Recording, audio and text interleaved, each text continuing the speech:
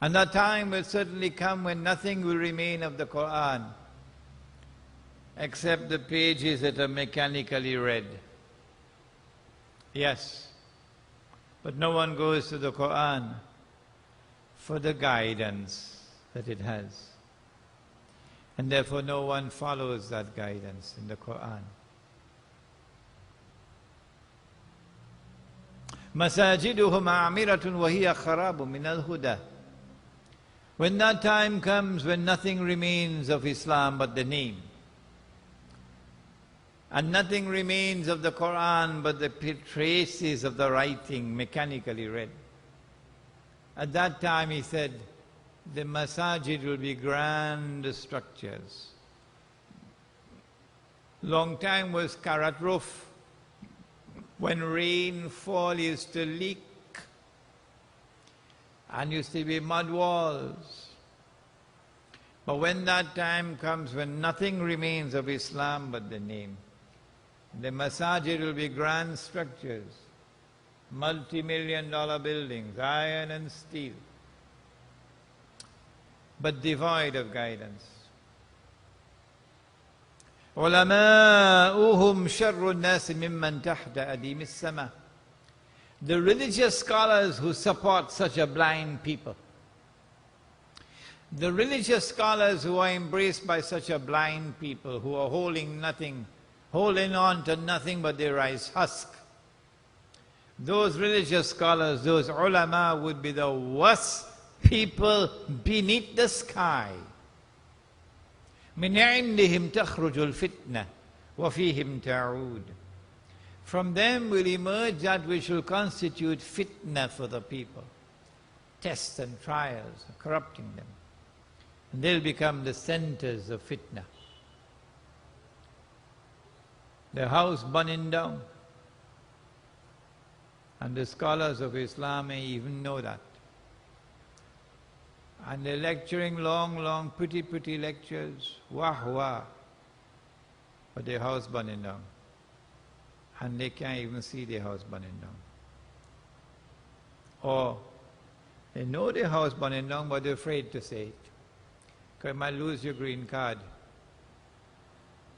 might lose your job, might lose your salary, might lose your popularity. So you keep quiet. They will be the worst people beneath the sky, said Nabi Muhammad alayhi salatu wasalam. If you think that situation is bad, listen to this one. Listen to this one. It is the day of judgment.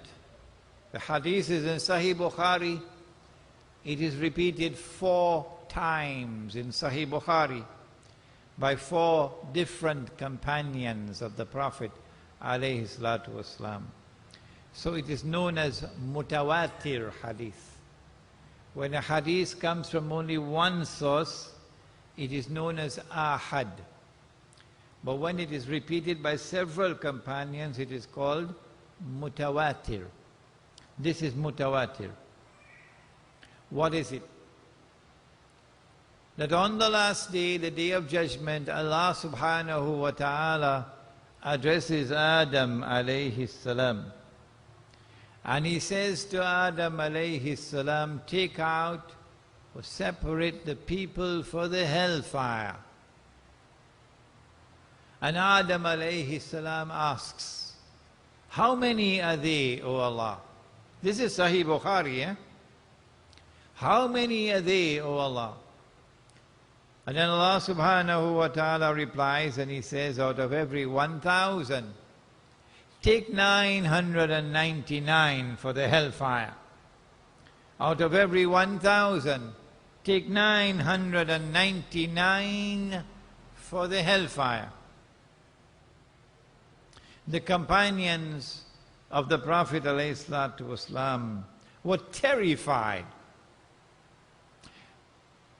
But then he smiled at them.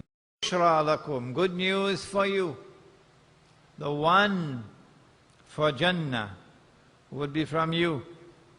Meaning, someone who truly follows the Prophet alayhi salatu wasalam.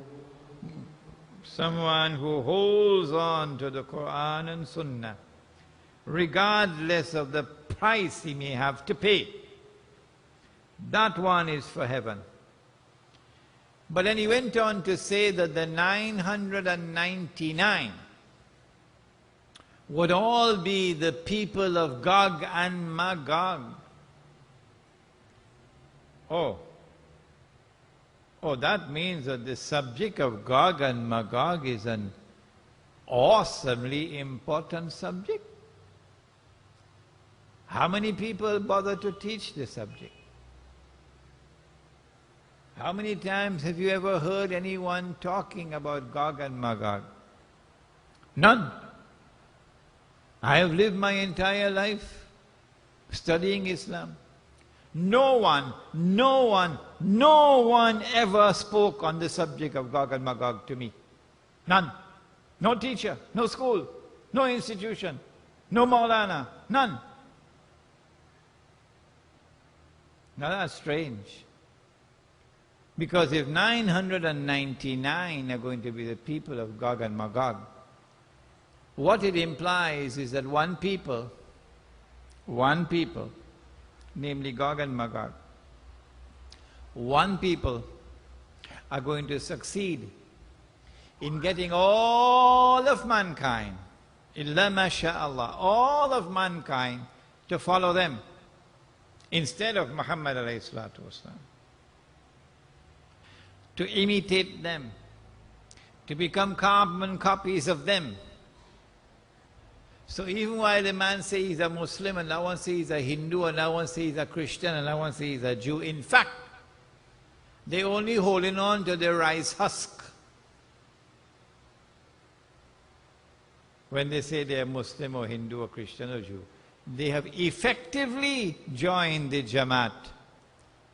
That is the global society, the universal society of a people called Gog and Magog. So this must be an awesomely important subject. And yet strangely, suspiciously, no one ever teaches it. Where are we today? On this 12th of Rabiul Awwal. Where are we today? In the Muslim world. Do we still follow the Prophet alayhi salatu wasalam, or have we abandoned him? This is the subject of our lecture tonight.